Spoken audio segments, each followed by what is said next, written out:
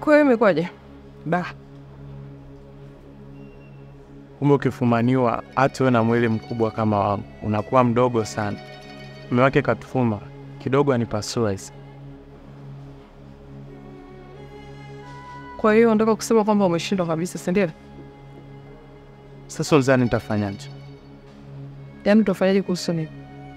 Wewe unajua kabisa Kai amekuelewa. Kinachokushinda hapo ni nini? Wewe sikukaza. Yaani wewe ukikaza uzi kidogo hivi, anakuwa mikononi mwako. Unataka kuchezea moto ukiwa jikoni mpaka lini? Ameshaanza kunikwepa. Sidhani kama atanipa nafasi tena. Hiyo ndo sababu ya wewe kuendelea kupambana. Kwa sababu ukiona hivyo unajua amekuelewa.